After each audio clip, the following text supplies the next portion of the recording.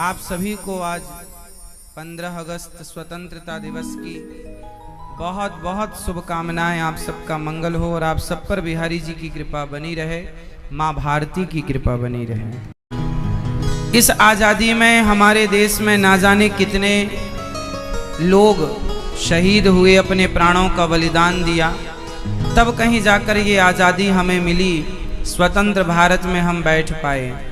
इसलिए आज के दिन कम से कम अपने उन जवान शहीदों को याद किया करो और देश की सेना के प्रति, देश के जवानों के प्रति एक सम्मान की भावना रखा करो। खुश रहना देश के वीरों, अब हम तो सफर करते हैं। इसलिए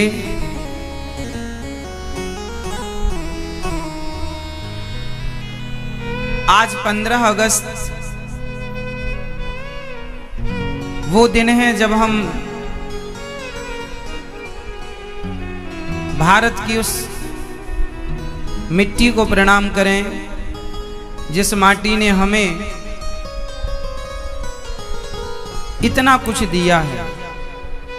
भारत से श्रेष्ठ इस धरती पर कुछ नहीं है।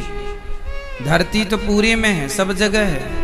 कितने सारे, लगभग 206 देश हैं, लेकिन 206 देशों में केवल भारत को ही माँ कहकर संबोधित किया जाता है। भारत माता।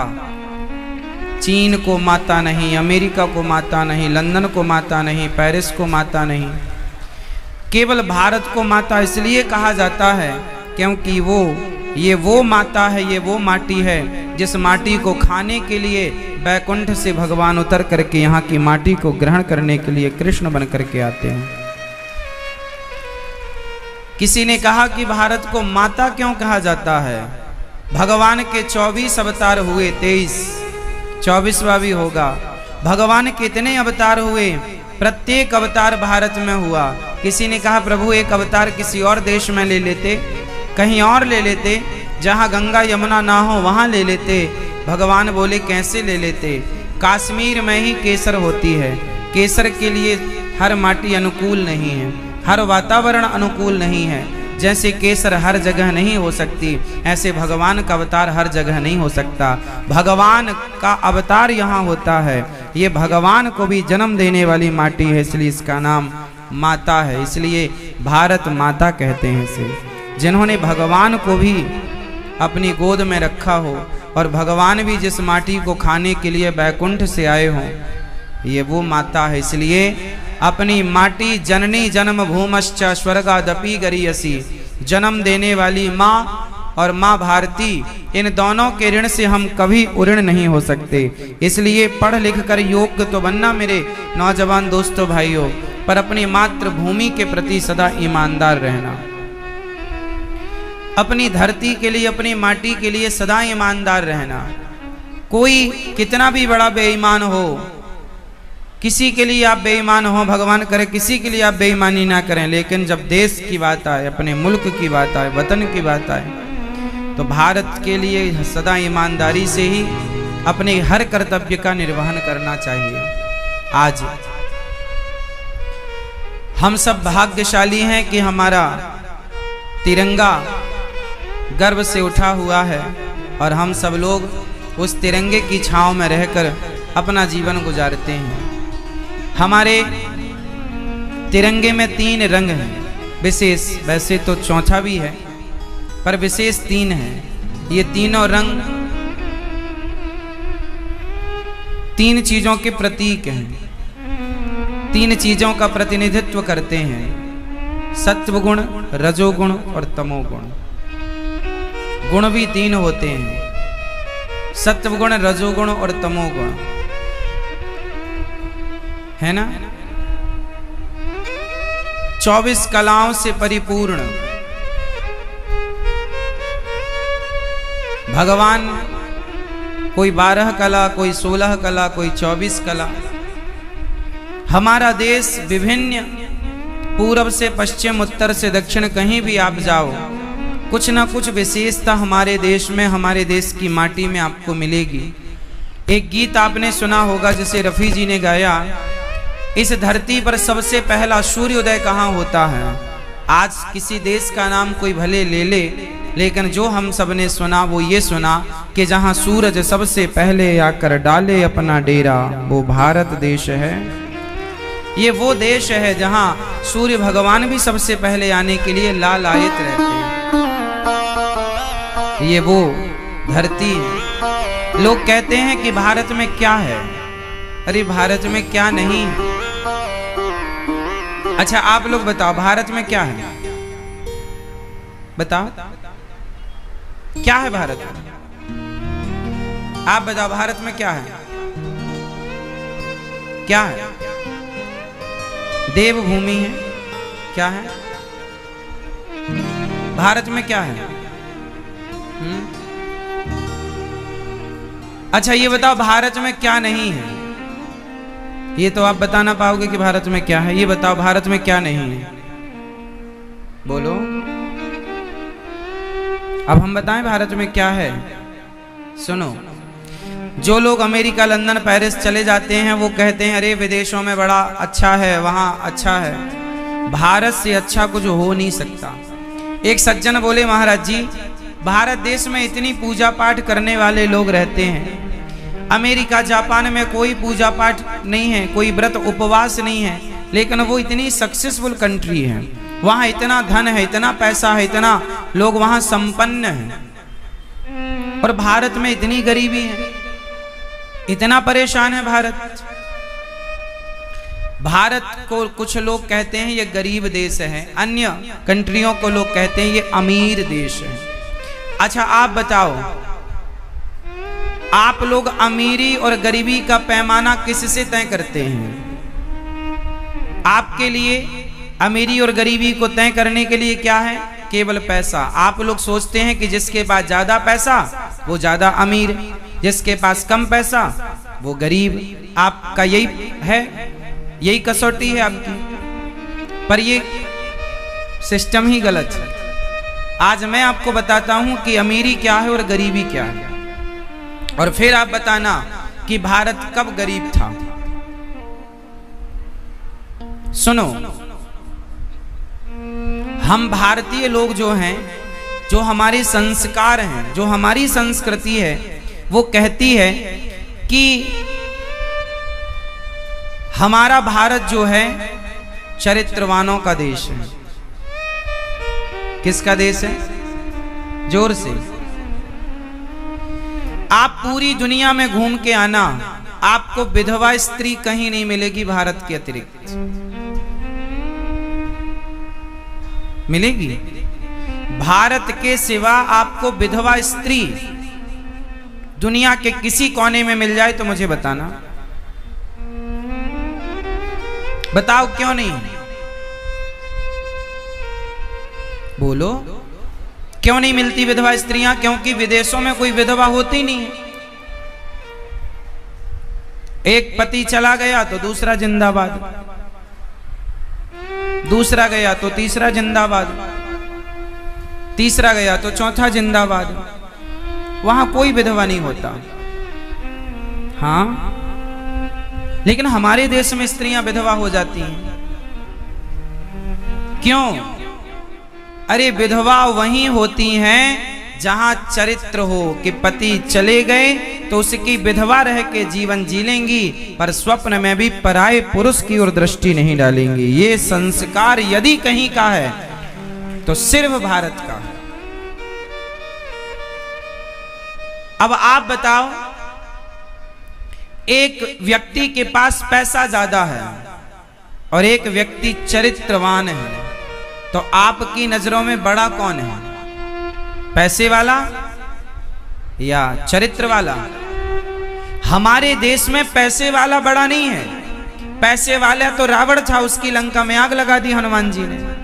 और बनवासी राम थे, जिनके पास घास की झोपड़ी थे, उनके चरणों में जाकर हनुमान जी बैठ गए। वो हनुमान जी जो उन घर में घुस के मारते हैं लंका वालों को, जो सोने की लंका में आग लगा देते हैं, जिनके पास अष्ट सिद्धि नवनिधि के दाता, जो सब कुछ करने की सामर्थ्य रखते हैं, वो हनुमान जी वो घास की कुटिया में रहने वाले राम जी के चरणों की सेवा करते हैं। क्यों? क्योंकि राम जी का चरित्र श्रेष्ठ है। राम चरित्र सुनवे को रसिया, और राम लखन सीता मन।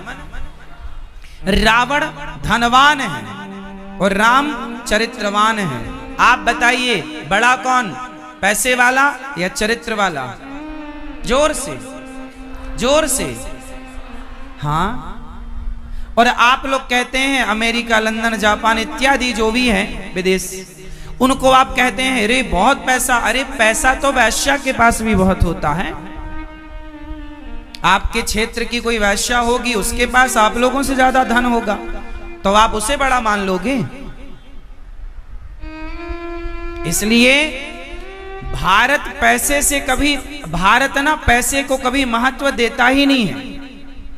हमारे संस्कार हैं कि पैसे व्यवस्था के लिए हैं, पैसा माई बाप नहीं है। हम भारतीयों ने पैसे को महत्व नहीं दिया, हमने आध्यात्म को, भगवान को महत्व दिया। इसलिए हमारे यहाँ धन को बड़ा नहीं बताया। मीरा जी क्या कहती हैं? पायो जी मैंने राम रतन धन पायो, मेरा धन तो राम है, मेरा धन तो, हमारो धन राधा श्री राधा श्री राधा। हमारा धन तो राधा है, राम है, कृष्ण है। जिस देश के लोग कृष्ण को अपना धन मानते हो, बताओ वो धन के पीछे क्यों भागे? धन के पीछे भागने वाला बड़ा है या भगवान के पीछे भागने वाला बड़ा है? धन के पीछे भागने वाला बड़ा है या सत्य के पीछे भागने वाला बड़ा है? हम भारतीय हैं साहब, यहाँ झूठ बोलना भी पाप मानते हैं। अब कुछ बोल रहे हैं, अब बेईमानी लोग कर रहे हैं, वो अलग सब्जेक्ट है, पर जो हमारी माटी है ना, वो धरती ईमानदारों की, सच्चे लोगों की धरती है। ये पहचान भारत की सच्चाई की। यहां पर प्राण जाए पर यहां एग्रीमेंट नहीं होता था, यहां लिखित में एग्रीमेंट की जरूरत नहीं होती थी। यहां तो जो कह दिया वो पत्थर की लकीर है। यहां जवान की कीमत है। हरिश्चंद्र बाजार में बिक गए पर सत्य नहीं छोड़ा। बोलो हाँ। अब आप कहो कि भारत गरीब है, कहां गरीब है भाई? किसमें गरीब? पैसे नहीं है इसलिए कह रहे हो? क्या करना चाहते हो? पैसे वाला बनना चाहते हो? आप अपना चरित्र बेचकर पैसे वाले बन भी गए तो उस पैसे का क्या अर्थ है? क्या मूल्य है उस पैसे का? है तो पैसा वैश्य के पास, क्या मूल्य उसके पैसे का? पैसे में इतनी ताकत नहीं है कि वो चरित्र खरीद सके। आपके पास होगा पैसा बहुत, बताओ आपका पैसा क्या क्या खरीद सकता है? संसार की वस्तुएं खरीद सकता है पैसा। बहुत सारी चीजें ऐसी हैं जो पैसा नहीं खरीद सकता। हाँ या ना? इसलिए भारत विदेशों में लड़की 18 साल की होती है, आजाद हो जाती है। वहां का कल्चर है, जहां मन पड़े वहां जाए, वहां की लड़की जिसके संग रहना चाहे वहां रहे, वहां की लड़की। लेकिन हमारे देश में ऐसा नहीं है। हमारे देश में माँ बाप बच्चे को देखो, बच्चे को जन्म देकर छोड़ देना ये तो कुत्ता और सुअर की हरकत है। बच्चों को परवरिश करना, उनके संस्कारवान बना करके उन्हें समाज की सेवा में लगाना, ये हमारी संस्कृति रही है। हमारे यहाँ क्या कहा है? माता शत्रु पिता वैरी, ये न वालो न पाठिता, न शोभते सभा मध्य हंस मध्य बको यथा। वह माता पिता शत्रु हैं जो अपने बच्चों को संस्कार नहीं देते। विदेशों के बारे में आपने ये सुना कि नहीं? लड़की 18 साल की, लड़का 18 का हुआ तो छोड़ देते हैं, जहां मन करे वहां जाए। ऐसा सुना है या नहीं? नहीं सुना तो सुन लीजिएगा। अब बताओ, बच्चे बड़े हो गए तो छोड़ देना, ये तो सुअर वाली हरकत है। सुअर खा खा के आदमी सुअर ही होगा। प्रसाद खा करके भगवान का, तब जाकर के वो विवेकानंद होगा, तब जाके वो राम और हनुमान होगा। इसलिए आप भारत की तुलना विदेशों से जब करते हैं ना, हमें अच्छा नहीं लगता। आप मतलब जो लोग करते हैं, भारत भारत है, भारत की माटी, भारत में जो काम वाली बाई तुम्हारे घर में रहती है, उस काम वाली बाई के पांव में लगी धूल जो है, वो धूल भी नहीं बन सकता कोई विदेशी, उसके पांव की धूल नहीं बन सकता।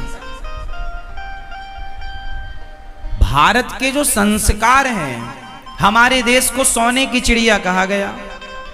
सोने की कमी हमारे देश में कभी नहीं थी। आज अमृतसर में एक मंदिर है, आपने सुना होगा, गोल्डन टेम्पल, आप जानते भी होंगे, सोने का है। जैसे आज अमृतसर में गोल्डन टेम्पल है, एक बच्चा भारत में, ऐसे हमारे देश में मुगलों के, अंग्रेजों के पहले 7000 मंदिर थे ऐसे गोल्ड के, सोने के। लोग कहते हैं भारत गरीब है। अरे भारत में लुटेरे आए लूटने के लिए, और लुटेरा गरीबों के यहां लूटने नहीं जाते हैं।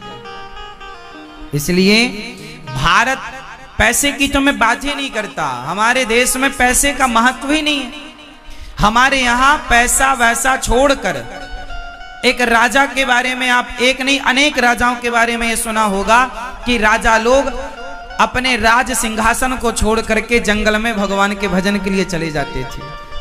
सुना है ऐसा? मतलब राज गद्दी को छोड़ करके भगवान के लिए चले जाते थे। मतलब उनके जीवन में धन का कोई विशेष अर्थ नहीं था। हाँ, पैसा व्यवस्था के लिए है, होना चाहिए। और आप लोग पैसे को ही माई बाप मान के भागे जा रहे हैं। इसलिए तुम्हें विदेश अच्छा लगता है क्योंकि तुम संस्कारहीन होते जा रहे हो। जहां संस्कार की बात होगी तो संस्कारवान लोगों को तो भारत ही अच्छा लगेगा। संस्कारहीन कोई हो जाए तो वो भारत से बाहर भागने की सोचेगा कि यहाँ पे तो मर्यादाएं ज्यादा हैं, कपड़े पहन के रहने पड़ते हैं, विदेशों में अच्छा डिंग डोंग घूमते रहो।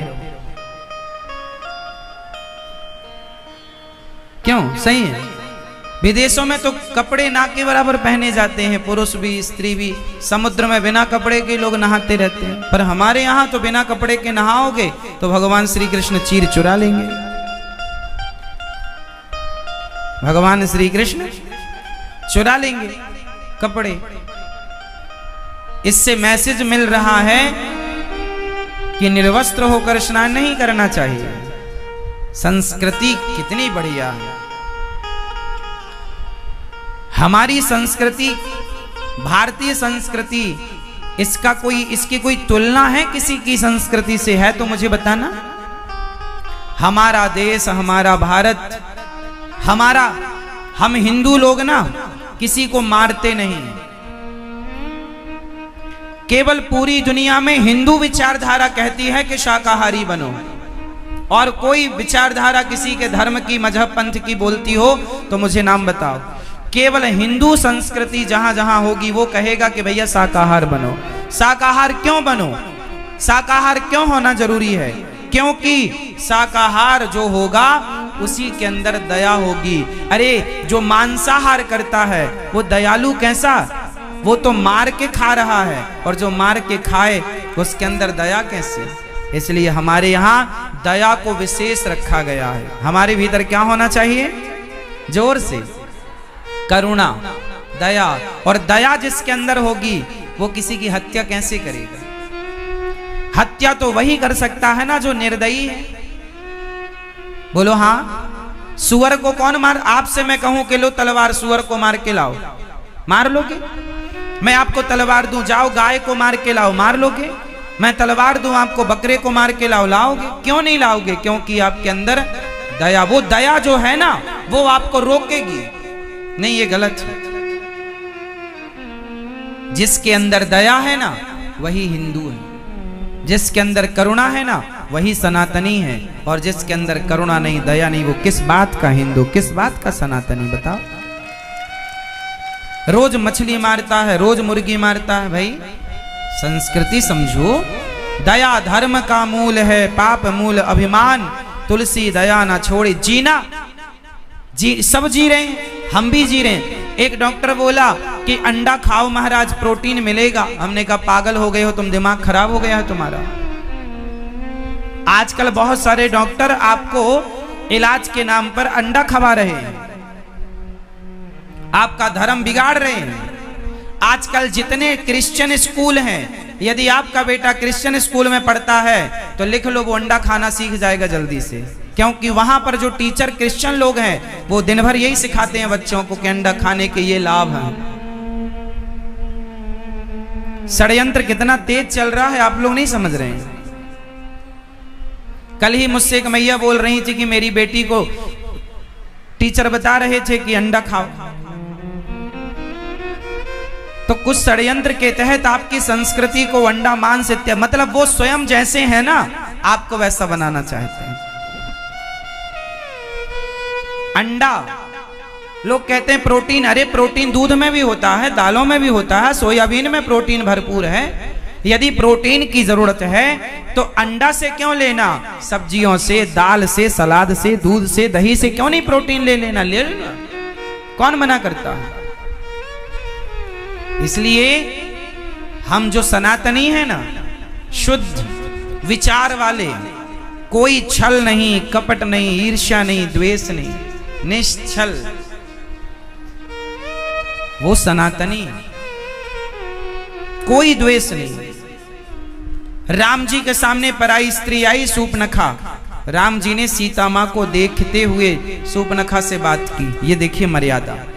सनातनी कौन, तुम्हारे सामने आधी रात को पराई लड़की, पराई स्त्री आ जाए तो उसे आधी रात को अकेले में आए तो भी उसे मां की नजर से और बेटी और बहन की नजर से देखना, ये सनातन विचारधारा है। ये नहीं कि मौका पाते ही आप उसके साथ छीना झपटी करने लग जाएं। ये सनातन विचारधारा नहीं है। कितना श्रेष्ठ है हमारा धर्म, कितनी श्रेष्ठ है हमारी संस्कृति, कितना श्रेष्ठ है हमारा देश। स्वामी विवेकानंद जी विदेश गए, वहां पर एक महिला स्वामी जी के प्रवचन से मोहित हो गई। वाह क्या खूब बोलते हैं आप मेरे से विवाह कर लो। ऑफर दे रही है, सुंदर है, गोरी है, स्वामी जी से कह रही विवाह कर लो मेरे से। एक और विवेकानंद होगा, वो देश की सेवा करेगा। स्वामी जी बोले तुझे विवेकानंद चाहिए? बोले हाँ, एक आपका बेटा आपके जैसा होगा। महाराज स्वामी जी ने कहा कि मेरा बेटा मेरे जैसा होगा कि नहीं, कोई गारंटी नहीं। तुम्हें मेरे जैसा बेटा चाहिए तो आज से तुम मेरी मां, मैं तुम्हारा बेटा। लो बेटा, विवेकानंद ही तुम्हारा बेटा, मुझे अपने पुत्र के रूप में स्वीकार कर लो। देखो ये संस्कृति है। समझ रहे हैं सनातन को? कभी कोशिश की समझने की? पैसे के पीछे भागने वाला कभी अपने धर्म और अपनी संस्कृति को ना समझ पाएगा, ये याद रखो। पैसे के पीछे भागने वाला, पाप का बाप कौन है जरा मुझे नाम बताओ आप। पाप के फादर, पिता का नाम बताओ। पाप के, आप बताओ पाप का बाप कौन? ये लाल भैया नहीं, आप बताओ पाप के बाप का नाम। भैया आप, पाप के बाप का नाम क्या है? पाप का बाप कौन है? जोर से आप बताओ भैया। क्रोध कौन? लोभ। पीछे वाले बताएं, पाप के बाप का नाम कौन बताएगा? जानते हो आप भैया? जानते हैं कौन? अहंकार। अहंकार। कोई कह रहा अहंकार, कोई कह रहा क्रोध, कोई कह रहा लोभ। फाइनल बताओ। लोभ। पीछे वाली मैया मोहर लगाओ। पाप का बाप कौन? कौन? लोभ।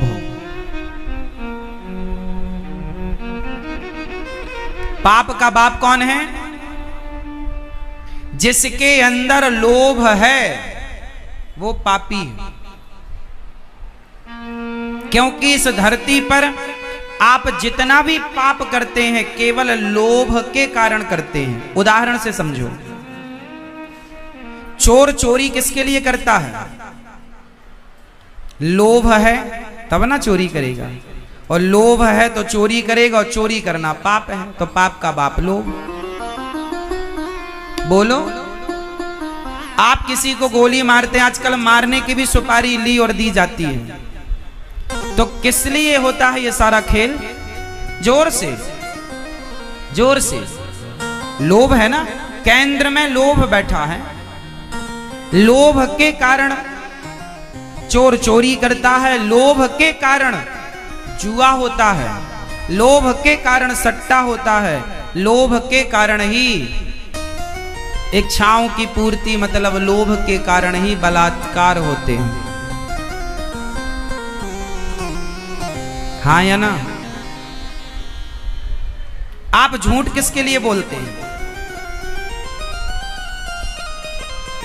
जहां आपका लोभ होगा वहां आप झूठ बोल देंगे, लोभ नहीं होगा आप झूठ क्यों बोलेंगे?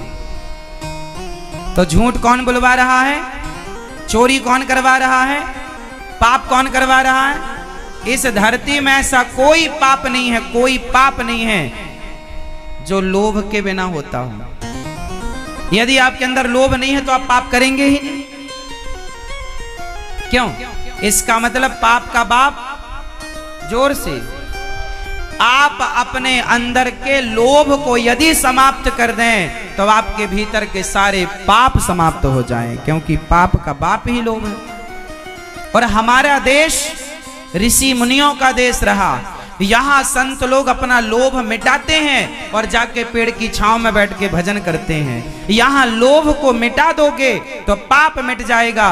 पाप मिटाना हो किसी को तो भारत में जन्म ले, और भोग विलास करना हो तो विदेशों में जाके वहां सांसारिक सुख ले। ये भोग भूमि नहीं, ये भक्ति भूमि है, योग भूमि है। यहाँ यत्र योगेश्वरः कृष्णो यत्र पार्थो धनुर्धरः, यह योगियों के योगी भगवान कृष्ण की भूमि है। ये धरती ही अलग है। अब यहां आकर के आप भारत में जन्म लेकर के आप कहें कि जी भारत तो गरीब है, यहां नहीं जी, आध्यात्मिक अमीरी यही है। आप विदेशी लोग आते हैं वृंदावन, देखो तुलसी की माला पहनते हैं, गले में माथे पर तिलक लगाते हैं, और भारत की स्त्रियों को तुलसी की माला पहनने में कुछ स्त्रियों को शर्म आती है। कुछ लोग भारत में कैसी बातें करते हैं, अरे बोले स्त्रियों को तुलसी की माला नहीं पहननी चाहिए, ऐसा कुछ लोग कहते हैं। क्यों नहीं पहननी चाहिए? विदेशी लोग आते हैं और ये तुलसी की माला पहनते हैं, तिलक लगाते हैं, भगवान के नाम की प्रभात फेरी निकालते हैं, और तुम 10 बजे तक सोते हो और फिर कहते हो कि भारत गरीब है, भारत में कुछ नहीं है। भारत को जानो, भारत माता की, तिरंगे झंडे की, तिरंगे झंडे की।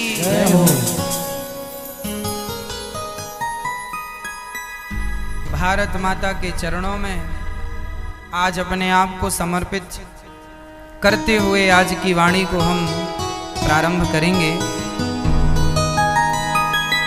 ये भगवान की पावन कथा, भगवान की कथा आज भारत माँ के चरणों में समर्पित है। सभी भक्तों को जो साधना टीवी के माध्यम से कथा का रसपान कर रहे हैं, आप सभी भक्तजनों को जो यहाँ बैठे हैं साधना टीवी के माध्यम से कथा सुन रहे हैं, सभी भक्तजनों को जय श्रीमन नारायण, जय श्री कृष्णा, जय श्री राधे। यूट्यूब के माध्यम से जो कथा का रसपान कर रहे हैं, आप सभी को भी जय श्रीमन नारायण। आज 15 अगस्त के दिन हम और आप साथ में हैं। आप सभी को स्वतंत्रता दिवस की लाखों लाख बधाइयाँ। हमारे देश को यूं ही आज़ादी नहीं मिल गई, बड़ा बलिदान दिया है हमारे देश के अमर सपूतों ने। सबने लड़ाई की है, सब लड़े हैं, खूब गोलियां खाई, तब कहीं जाकर हम आज़ाद भारत में बैठे हैं।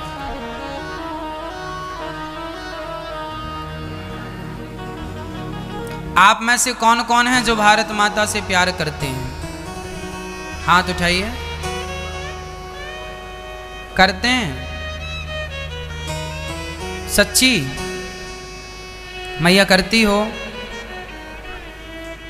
यदि हम सच्चे भारतवासी हैं और सच्चा प्यार करते हैं अपनी भारत माँ से, तो आज 15 अगस्त जैसा महान पर्व हमारे देश का, आज कसम खाइए कि आज के बाद कभी हम अपने देश में देशवासियों के साथ कभी भ्रष्टाचार नहीं करेंगे, कभी भ्रष्टाचार नहीं करेंगे, कभी भ्रष्टाचार नहीं करेंगे, पाप नहीं करेंगे।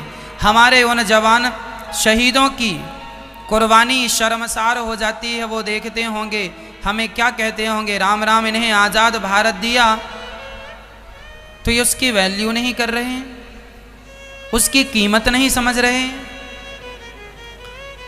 सताए जा रहे हैं। आज सच्ची बताऊं मेरी माँ, जितना अंग्रेजों ने सताया है, जितना मुगलों ने सताया है, उतना भ्रष्टाचारी भी तो सताता है। भ्रष्टाचार करने वाले हमें और आपको सताते हैं कि नहीं? हमारी हैसियत नहीं है फिर भी पैसे मांगते हैं। तब अंग्रेजों ने सताया, तब मुगलों ने सताया, अब ये भ्रष्टाचारी सता रहे हैं। यदि देश को आज़ाद करना है इन भ्रष्टाचारियों से, तो आने वाली संतान को ऐसे संस्कार देना, इतना राष्ट्र प्रेम भर देना उनके भीतर कि वह अपने देश से कभी गद्दारी ना करें। ये गद्दारी है कि हम भारतवासी आज भ्रष्टाचार, ये देश के प्रति गद्दारी नहीं तो क्या है? वो मर गए हमारे लिए, हमारी आज़ादी के लिए, और ये भ्रष्टाचार कर रहे हैं, पापाचार कर रहे हैं।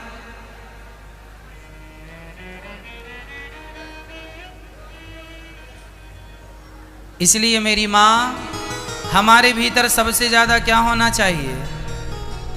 क्या होना चाहिए? राष्ट्र प्रेम। हमारे भीतर सबसे ज़्यादा क्या होना चाहिए? राष्ट्र प्रेम होना चाहिए। जननी जन्म भूमश्च स्वर्गादपि गरीयसी। जन्म देने वाली भूमि, हमारी जन्म देने वाली भूमि भारत माता है और हमारी माँ। इसलिए भारत माँ के ऐसे सपूत बनो कि भारत माँ की छाती में तो खंजर ना हम दें। इसलिए कहा करता हूँ, उन जवानों से हमें सीख लेना चाहिए जिन जवानों ने हमें आज़ादी दिलाई, जिन जवानों ने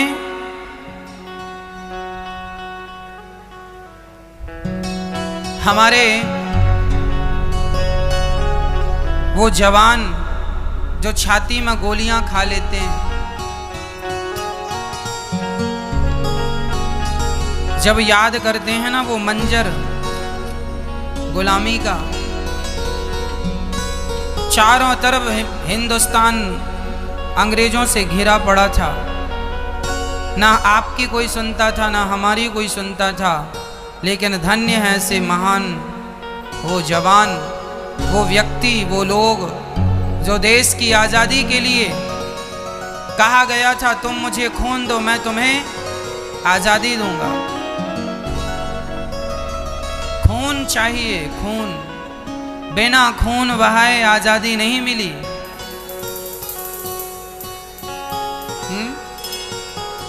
आज़ादी चाहिए ना तो क्या देना पड़ेगा? खून। तुम मुझे खून दो मैं तुम्हें आज़ादी दूं। देना पड़ता है, बलिदान करना पड़ता है, अपनों की कुर्बानी देखनी पड़ती है। इसलिए भारत के सपूतों, भारत का सच्चा प्यार यही है कि हम अपने देश से, अपने वतन से प्यार करें। हम कभी अपने भारत माता को गंदा ना करें। कचरा, गुटखा खा के, पाउच खा के, कुछ भी गंदगी आप देश में फेंक देते हो कहीं भी, यह भारत माता का अपमान है। वो तुम्हारी माँ है जिसमें तुम गंदगी फेंक रहे हो। पान खाए कहीं भी थूक दिया भारत माता को गंदा, क्या यह हमारी और आपकी जिम्मेदारी नहीं है? कौन साफ करेगा भारत को? जहां तुम थूक रहे हो, गुटखा तंबाकू खा खा करके, पाउच फेंक रहे हो, बोतल फेंक रहे हो, डस्टबिन में होने के बाद भी तुम डस्टबिन में ना फेंक के कहे चाहे जहां कचरा फेंक रहे हो, इससे पता लगता है कि तुम जागरूक भारतीय नहीं हो। यदि जागरूक भारत के लोग भारतीय बन जाएं, जागरूक भारत भारतीय हो जाएं तो हमारा देश स्वच्छ हो जाएगा, साफ हो जाएगा। ये भारत माता हमारी माँ है। अरे अपनी माँ को जब छोटे थे तब तो ठीक है, गंदगी करते थे, अब तो समझदार हो गए हो, अब तो अपनी माँ पर अत्याचार ना करो, अब तो अपनी माँ का सम्मान करो। तुम्हारे सारे अपराध माफ हो जाएंगे, पर याद रखना देश की गद्दारी माफ नहीं होगी। देश की गद्दारी, देश से गद्दारी करोगे, मेरे से गद्दारी करो चल जाएगी, बाप से गद्दारी करो चल जाएगी, माँ से गद्दारी करो चल जाएगी, चलेगी नहीं फिर भी चला लेंगे, लेकिन देश से गद्दारी करोगे बिल्कुल नहीं चलेगा।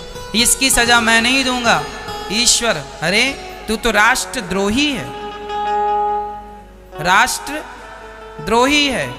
अलग से नरक की यातनाएं मिलती हैं उसे जो राष्ट्रद्रोह करता है। जब घायल हुआ हिमालय, खतरे में पड़ी आजादी, जब तक थी सांस लड़े वो। मैया जी, जब हमारे यहाँ कारगिल का युद्ध हुआ था तब आपको पता है हमारे जवानों को 4-4 गोलियां लग चुकी थी। 4-4 गोलियों के दर्द के बावजूद भी वो अपने दुश्मनों को मार रहे थे। वो अपने दुश्मनों को निशाना बना रहे थे।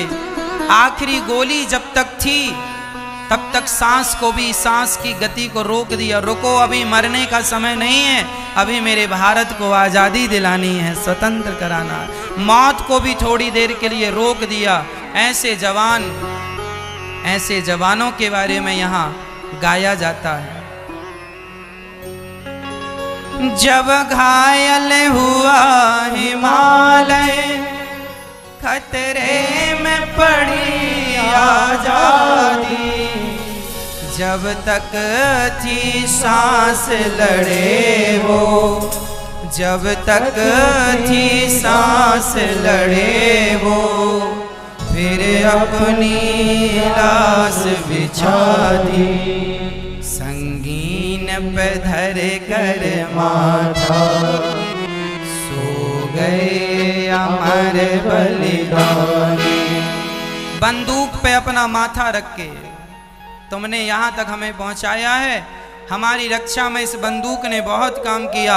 दुश्मनों को मारा, मिट्टी को चूमते हुए, भारत माता की धरती को प्रणाम करते हुए। एक एक ने 10 को मारा, और जब मार दिया, जब शरीर में शक्ति खत्म, जब अंत समय आया तो कह गए कि हम मरते। खुश रहना देश के प्यारो, अब हम तो सफर करते हैं। इसलिए हम आपसे कहा करते हैं कि अपने लिए मत जिया करो। ये शरीर एक दिन नष्ट हो जाएगा। जीना है तो अपने वतन के लिए जी लो। हम रोज आपसे कह रहे हैं, यदि देश से प्यार करते हो, देश से मोहब्बत करते हो, तो मेरे भारतवासी खड़े हो जाओ और खड़े होकर अपने आप को इतना कामयाब बना लो, इतना कामयाब बना लो। आपकी कामयाबी ही भारत माता की कामयाबी है। आपकी, यदि मेरे भारत देश के 135 करोड़ लोग सफल हो गए, सब लोग सफल हो गए और संपन्न हो गए धन धान्य से, तो मेरा भारत सफल हो जाएगा कि नहीं? और तुम्हारी भारत माता चाहती है कि तुम सफल हो जाओ। मेहनत करो, उठो और अपने लक्ष्य की ओर चलो। यह गीत, जिस व्यक्ति ने इस गीत को लिखा, जानते हो किन्होंने लिखा? प्रदीप जी ने, है ना?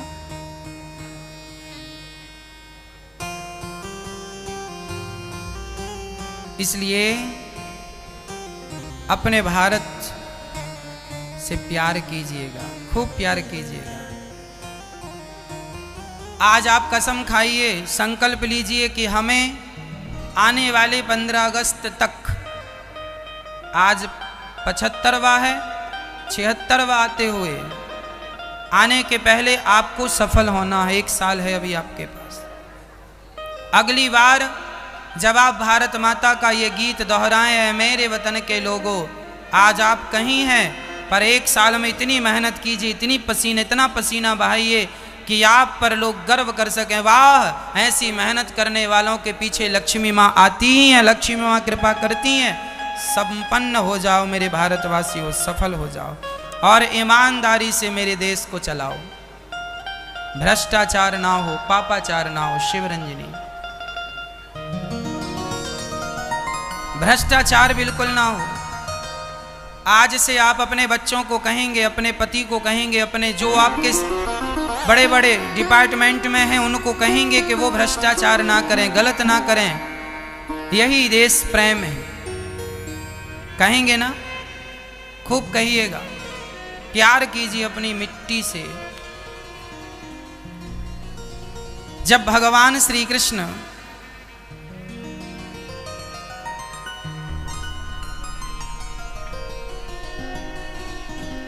छोड़कर चले गए, सारी गोपियां रोईं, तब उद्धव जी को भगवान ने भेज दिया। कहा घनश्याम ने उद्धव से वृंदावन जरा जाना, वहां की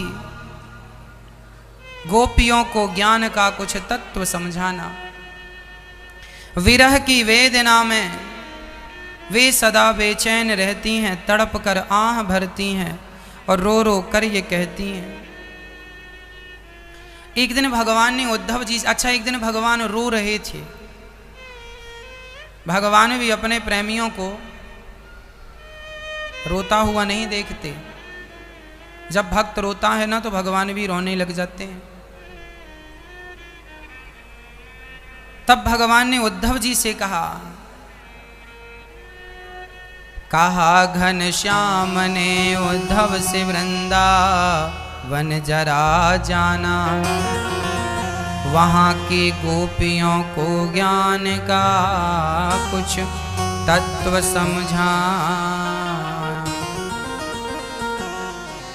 विरह की वेदना में वे सदा बेचैन रहती हैं, तड़प कर आह भरती हैं और रो रो कर ये कहती। गोपियां कहती हैं, है प्रेम जगत में सार और कुछ सार नहीं, मन कर ले प्रभु से प्यार और कुछ सार नहीं। इस दुनिया का सबसे बड़ा सत्य क्या है मेरी मां जानती हो? इस संसार में ऐसी कौन सी चीज है जो सबको अच्छी लगती है? क्या है वो जो सबको अच्छा लगता है? छोटे से बच्चे से लेकर बूढ़े तक, कुत्ते से लेकर चिड़िया तक, सबको अच्छा लगता है। क्या है वो? प्रेम। क्या है मैया? जोर से बोलो। प्रेम, केवल प्रेम। प्रेम ऐसा है सबको अच्छा लगता है। आपको भी अच्छा लगता है, हमें भी अच्छा लगता है। जब हम सबको प्रेम अच्छा लगता है तो फिर हमें दुकान किसकी लगानी चाहिए? हमारे पास दुकान किसकी होनी चाहिए? हम तो प्रेम का सामान बेचते हैं, हमारी प्रेम की दुकान है। कोई भी आएगा, कपड़ों की दुकान लगी है तो वहाँ क्या मिलेंगे? कपड़े। बर्तनों की दुकान है, क्या मिलेंगे? फूल की दुकान है, क्या मिलेंगे? फिर प्रेम की दुकान होगी तो क्या मिलेगा?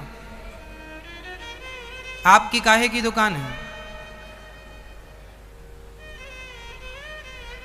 प्रेम की दुकान चलाओ, प्रेम दो और प्रेम। फिर जितना आपके अंदर अतिरिक्त कचरा भर रखा है आपने, ईर्ष्या, द्वेष, छल, कपट, निंदा, ये सब हटा दो और केवल प्रेम करो। केवल प्यार, केवल प्यार, केवल प्रेम। सबसे। अच्छा, हम आपसे अच्छे से बात कर लें, हंसते मुस्कुराते, और आपसे पूछ लें भाई साहब कैसे हैं आप, कैसे आए, अच्छा लगा आपको, सब राजी मर्जी पूछ लें, आपको अच्छा लगता है ना? इतना ही तो चाहिए। और